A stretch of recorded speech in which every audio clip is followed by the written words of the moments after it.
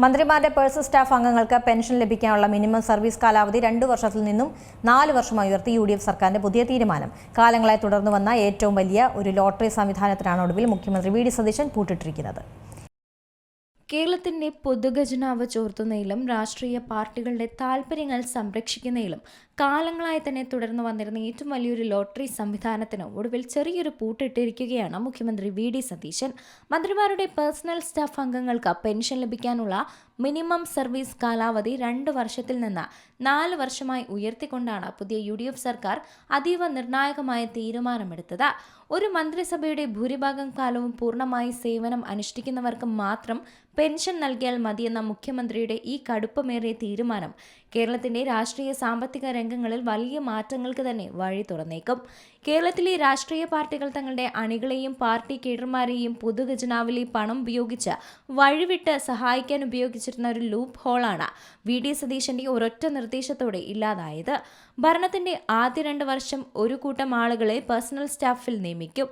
അവർക്ക് പെൻഷൻ പ്രായമാകുന്നതോടെ അവരെ മാറ്റി അടുത്ത 2 വർഷത്തേക്ക് പുതിയൊരു ബാച്ചിനെ നിയമിക്കുക എന്നതായിരുന്നു കാലങ്ങളായുള്ള ഈ നിയമം.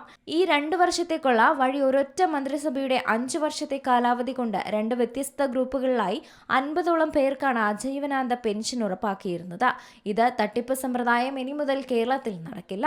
മന്ത്രിമാർ സ്വന്തം താൽപര്യപ്രകാരം നിയമിക്കുന്ന പേഴ്സണൽ സ്റ്റാഫുകൾക്ക് സർക്കാർ ശമ്പളവും ആജീവനാന്ത പെൻഷനും നൽകുന്ന വിചിത്രമായ രീതി അത് ഇന്ത്യയിൽ കേരളത്തിൽ മാത്രമാണുള്ളത്. കേന്ദ്രത്തിലോ മറ്റയൽ സംസ്ഥാനങ്ങളിലോ ഇല്ലാത്ത ഇത്തരം ആഡംബരങ്ങൾക്കെതിരെ മുമ്പ് സുപ്രീം കോടതിയും കൺട്രോളർ ആൻഡ് ഓഡിറ്റർ ജനറലും കടുത്ത ഭാഷയിൽ തന്നെ വിമർശനങ്ങളും ഉന്നയിച്ചിട്ടുള്ളതാണ്. കഴിഞ്ഞ ശമ്പള പരിഷ്കരണ കമ്മീഷൻ പോലും പേഴ്സണൽ സ്റ്റാഫിന്റെ പെൻഷൻ യോഗ്യത ചുരുങ്ങിയത് 4 വർഷമാക്കണമെന്ന ശക്തമായ ശുപാർശയും ചെയ്തിരുന്നു. എന്നാൽ പാർട്ടി അണികളെ പിണക്കാൻ ഭയന്ന കഴിഞ്ഞ ഇടതുപക്ഷ സർക്കാർ ഈ ശുപാർശ പൂർണ്ണമായി പൂഴ്ത്തുകയായിരുന്നു. ആ ധൈര്യമില്ലായ്മയ്ക്കാണ് ഇപ്പോൾ UDF സർക്കാർ അന്ത്യം കുറിച്ചിരിക്കുന്നത്. News desk C Malayalam news. ഏറ്റവും പുതിയ വാർത്തകളും വിശേഷങ്ങളും വിരൽത്തുമ്പിലറിയാൻ സി മലയാളം ന്യൂസ് എല്ലാ ഡിജിറ്റൽ പ്ലാറ്റ്ഫോമുകളിലും ലഭ്യം.